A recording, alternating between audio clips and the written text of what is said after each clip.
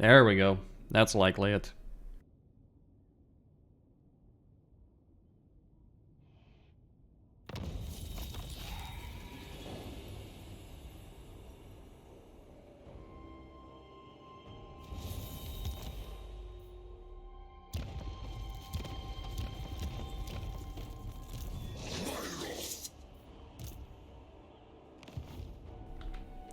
Yeah. Only slaves worry about it. Eternal king. I'm fucked. Oh man, of all the things, oh my gosh, it's like horrible. Oh god. Oh god. I didn't realize, like I admit, I didn't realize that Manfred was gonna spawn. Like the bowman I understand. How could I? But Manfred? Why is he... That shouldn't... Oh gosh. Okay, well, this is what I was looking for, to be quite honest with you. That is 6 armies. They're not really strong. Like, I'm gonna lose a lot, undeniably so, but there's no way. Keep your head bowed. Okay. Yeah, I mean, I didn't think about, like, I realized the bowman would do it. You know what's gonna be the nightmare here? There are 2 nightmares in this situation. The first one, the first one is the wood elf, so I can tackle that. The second one, and far, far worse, is going to be the dwarves. I'm guessing just I need to take all of Forix territory. Oh, that's gonna be juicy. I mean, I get it, it's an interim crisis event, but I'm not sure it should automatically declare war against you.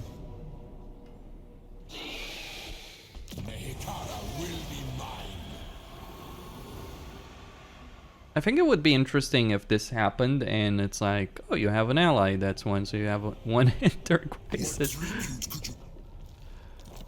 Okay, declare war on me, big boy. So I made a mistake. I didn't realize that, you know, I mean, I get it. You know, Forik wasn't my ally at that point, but I wonder if he had been my ally. Oh man, so many mistakes. Just for the sake of Krokar, I really should. I wonder if I had kept that military alliance, things would have been different. Well, I guess I'm gonna find out how hard this is gonna hit me. Welcome back everyone, Costini here with a new discussion video about Total War Warhammer 3 Immortal Empires. My reaction at the beginning of this video was in response to exactly what happened. So I knew the endgame event was going to spawn, that the ultimate game crisis was coming. The game does warn you. So I had positioned an army in the Black Pyramid, one near Khemri, and Settra as well near the Black Pyramid, with the idea that the armies would spawn, and I would use Settra to either wipe them out or do significant damage, and if I encountered any issues, I could retreat beyond Khemri. And then Kairos halted time on that exact turn that they spawned. They're strolling, and then they're strolling. That hurt me quite a bit. I lost a good number of troops. Actually, I lost an entire army. Because of that, I have recorded that. I'll upload it probably tomorrow or something along those lines. But I lost an army. I did recruit it. Like, that's the thing about the Tomb Kings, as opposed to other campaigns, you can easily recover from that. Yeah, you lose unit experience, but your lords don't really die. They just get wounded. And your heroes do die, so I've lost some heroes, but I've been losing heroes nonstop, and I just don't care. Besides, once I get this structure right here for hero crew rank, things are going to be much better from that perspective. Now, I wanted to give my thoughts on the ultimate game crisis, or the end game crises in general in Total War Warhammer 3. What do I think about them? I've basically beaten the Sentinels. They're down to 2 armies from, what, 8 armies that they had. A running theme in my campaign has been that Bagar and Antioch, basically, yeah, it's Antioch, but we all know what it's based on, have been constantly raided and sacked, and I don't mind that because I get more jars. All good. But this is an interesting scenario to have for your ultimate game crisis. Don't necessarily play the South, lads, because what's going to happen, and I didn't necessarily think about this, I should have, because I know that what's going to happen in the ultimate game crisis is that all of the factions, all of the races, all the factions within that race, or all the legendary lords for that race are going to respawn, right? Well, I didn't anticipate that Manfred was going to come back. I did assume that the Wood Elves would, but not necessarily Manfred. But he did. Oh boy, did he. As well as Forik. So, this is the first time I've actually gotten to the endgame event. I've been focused so heavily on starts, on figuring out how factions work. So I didn't necessarily anticipate that you get the declaration of war, and there's absolutely nothing you can do about it. Like, if we look at the situation over here, they've declared war on a lot of factions. Though, interestingly enough, he does have relations with the Empire. So, it's not that these AI factions will go to war against the entire world. No, they'll all go to war against you. And I kind of find that silly, because you might be playing the Empire. The dwarves shouldn't go to war against you. And I think that's one of the features that's certainly lacking in this. When it comes to these endgame crises. I understand the logic behind it, but I do feel like some things just are nonsensical. For instance, I personally had pretty good relations with RhadigarTV. If I had a military alliance, would he have declared war on me automatically? That's one of the things I would be curious. Probably so. And if that's the case, now I did have a military alliance in this campaign, though that was broken because he went to war against the last defenders, and I'm like, nope. I was gonna reboot it, but before I restarted that alliance, the endgame event started. I didn't necessarily anticipate an automatic declaration of war, so I think if that's the case, if you end up in a war, and I'm not entirely certain how this works, but if you end up in a war, even if you have good relations or a military alliance, then that is incredibly silly, incredibly ridiculous, as I personally see it. Because that can really have a genuinely harmful impact on your empire. And this leads me to believe that the endgame events aren't necessarily very well designed right now. It is a beta. I understand. There's work to be done. I understand. I understand the developers have done a lot for Immortal Empires. And look, I may criticize Warhammer Free. I may criticize Immortal Empires. I might say a faction or another is broken. But I certainly do appreciate the mountain of effort that Creative Assembly has put in releasing Immortal Empires when they have. They've done a lot of things right. Because this could have been completely broken. Right now, we're just complaining about like, oh, this faction isn't particularly well balanced, this faction needs a rework, something like that. It's functional. That's the critical part. But yeah, this is not necessarily very well thought out. Now, what's interesting here in this region, so the bowmen spawned, but they've been wiped out. Not by me. I didn't have the army to deal with Manfred, to deal with them, and even if I did, I certainly wouldn't have dealt with them with Manfred running around. Though the Wood Elves are generally considered one of the harder in-game events.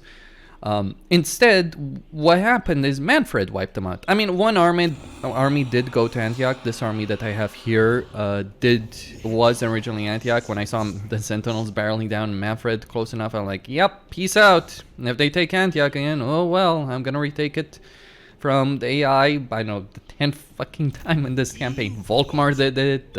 Tic-Tac-Toc did it. The Last Defenders did it, I think, as well. So losing Antioch has been something that's happened quite a lot. Now over here, what's interesting though about this, so they'll be at war with you. You don't have any diplomatic options. I wish you did.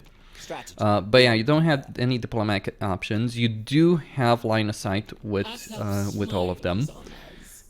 Or rather, you do know that they exist. You can't get a peace. You can't solve that situation. Krakadrak exists again. That is a hilarious one. That is certainly a hilarious one. Though they're probably not going to be long for this world. Although interesting enough, Krakadrak doing that, suddenly existing again, is actually going to benefit Kislev of all things. Because, well, They might be at war with the Great Orthodoxy, but they're not at war with Kislev. And they're at war with Wintertooth. And I imagine a lot of their armies have been spent fighting the Wintertooth. But yeah, Katrin is probably going to benefit from that from one perspective or another. I wonder who Karl Franz, if he's at war with Vlad, for instance, if that's happened. So let's see, the Reichland. Yep, he is at war with Sylvania. He is at war, like, he's not at war with the dwarves, but he is at war with Sylvania. But I do think that the endgame crisis is not necessarily well thought out currently. However, I will say this. A lot of the battles that I do fight in this game are lackluster. This is legendary very hard, right? Any campaign, every campaign pretty much, that I fought on legendary very hard, the battles are just meaningless because I either curb stomp the enemy, or in the rare occasion where I'm caught out of position, I get curb stomped. There's very few good, solid, enjoyable battles. There's just a lot of cheese. Now sure, with these endgame crises, there's a lot of cheese as well, but there's also some genuinely enjoyable fights to be had here. The problem is, you're waiting for dozens of turns, and you could certainly put it at the beginning of a campaign. Maybe if you're starting in a corner, you could put it you could put it from the very start and get these factions started. But they don't have staying power, and I think that's pretty clear. Even after a couple of turns after it triggered, they're not going to survive for a long. Because yes, these are powerful armies that AI is going to get. Absolutely, that's going to benefit them. However, despite that, despite these armies and these factions that respawn, some of them, not all of them, gaining a lot of power for that,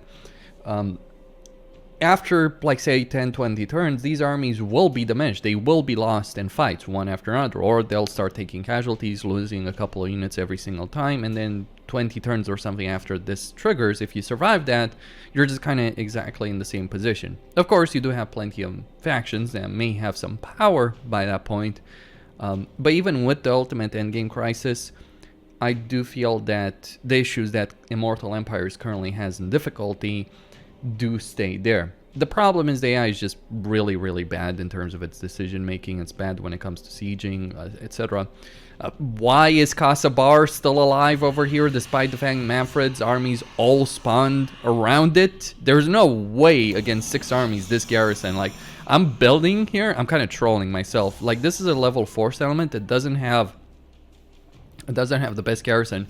If Manfred, who has siege attacker, had attacked it instantly, he would have wiped it out. But he didn't. And for whatever reason, I might not lose Kasabar at all. I mean, I have Settra over here. I'm going to move him to the border. I feel fairly confident in my ability. Like, and also, he's taken significant casualties. They've taken significant casualties fighting each other. There is still this stack, but Settra can beat it. So why does the AI behave like that? Why is the AI so cautious? That's the problem. It's way cautious. And the problem is it's cautious in a stupid way as well, because it will send armies to raid your territory, but it's not going to send armies to occupy, to really defeat you. Very rarely is there a genuine threat to your campaign in any campaign you play, even in some of the worst races that currently exist right now, because the AI is not thinking, oh, like, let's take down the main enemy settlement, unless we have overwhelming force. Some people would argue that these issues with AI already existed in Warhammer 2. They've just been brought to the fore in Warhammer 3 Immortal Empires because the AI gets significantly fewer bonuses. And there is a truth in that sentiment, I suppose. How do you fix that? Better build orders for the AI and better behavior on the campaign map. Battle-wise, that's a different discussion, but on the campaign map, the AI should stop this constant non-stop raiding and traipsing around and wasting time, because they end up losing, actually. Like, the last defenders declared war on me in this particular campaign, and they sent an entire stack against me, or 2 stacks against me, I believe it. No, Tic-Tac-Toe sent 2 stacks against me. The last defender sent 1. I survived all of that. I lost some territory. It was back and forth and all that. Eventually got the peace agreement. But this is always what happens. The AI will attack you or another AI. They'll fight. They won't have a plan or the force to wipe out the player or another AI. and you just get a constant back and forth until both sides are exhausted, and then potentially a third party comes in and takes advantage of that. That's always what happens. The AI is just not playing very intelligently right now, and I think that's really what's preventing the major empires, the empire building that we used to see. Like, this is turn 92. This is what's preventing the major empire building that we used to see in Warhammer 2 from happening. Not just the various bonuses that the AI doesn't get in this game compared to the previous one. It's just the really, really questionable decision making. Like, if the AI sees an undefended settlement, it's like, it's gonna attack it, but even when it's AI versus AI, okay, so one AI is going to take a random settlement, the other AI is going to take a random settlement. Eventually they'll meet, they'll fight each other, they're going to take massive casualties in the process, and either side is going to end up winning. Both of them are going to end up losing. And then again, a third party is going to take over.